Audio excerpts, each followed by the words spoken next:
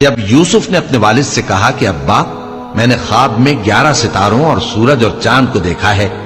دیکھتا کیا ہوں کہ وہ مجھے سجدہ کر رہی ہیں۔ انہوں نے کہا کہ بیٹا اپنے خواب کا ذکر اپنے بھائیوں سے نہ کرنا، نہیں تو وہ تمہارے حق میں کوئی چال چلیں گے۔ کچھ شک نہیں کہ شیطان انسان کا کھلا دشمن ہے، اور اسی طرح اللہ تمہیں برگزیدہ و ممتاز کرے گا اور خواب کی باتوں کی تعبیر کا علم سکھائے گا، اور جس طرح اس نے اپنی نعمت پہلے تمہارے دادا پر دادا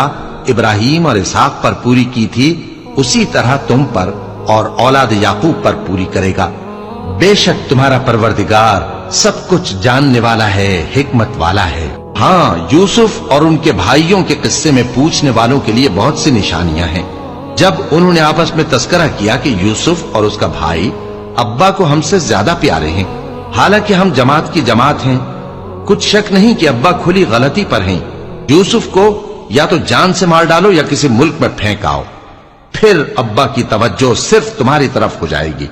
اور اس کے بعد تم نیک لوگوں میں ہو جاؤ گے۔ ان میں سے ایک کہنے والے نے کہا کہ یوسف کو جان سے نہ مارو، کسی اندھے کنویں میں ڈال دو کہ کوئی راہگیر اسے نکال کر کسی دوسرے ملک میں لے جائے گا۔ اگر تم کو کرنا ہی ہے تو یوں کرو۔ یہ مشورہ کر کے وہ اپنے والد سے کہنے لگے کہ ابا جان،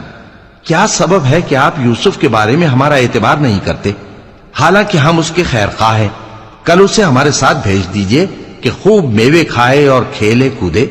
ہم اس کے نگہبان ہیں۔ انہوں نے کہا کہ یہ امر مجھے غمناک کیے دیتا ہے کہ تم اسے لے جاؤ، یعنی وہ مجھ سے جدا ہو جائے، اور مجھے یہ بھی خوف ہے کہ تم کھیل میں اس سے غافل ہو جاؤ اور اسے بھیڑیا کھا جائے۔ وہ کہنے لگے کہ اگر ہماری موجودگی میں کہ ہم ایک طاقتور جماعت ہیں اسے بھیڑیا کھا گیا تو ہم بڑے نقصان میں پڑ گئے۔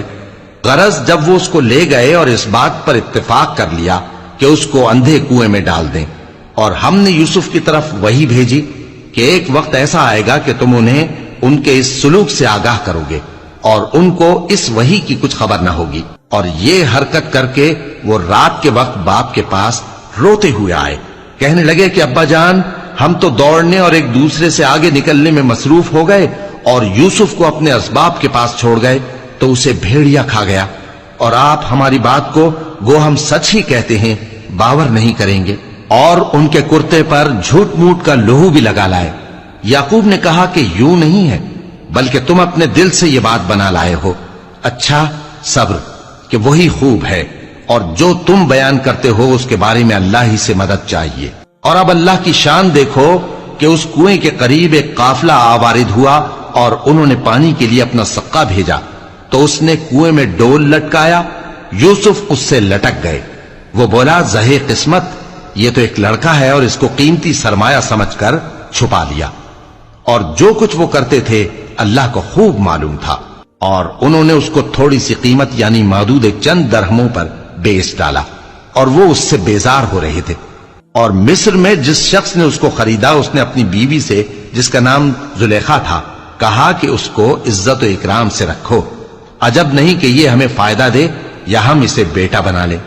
اس طرح ہم نے یوسف کو سرزمین مصر میں جگہ دی،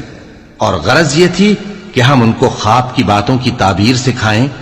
اور اللہ اپنے کام پر غالب ہے لیکن اکثر لوگ نہیں جانتے۔ اور جب وہ اپنی جوانی کو پہنچے تو ہم نے ان کو دانائی اور علم عطا کیا، اور نیکوکاروں کو ہم اسی طرح بدلہ دیا کرتے ہیں۔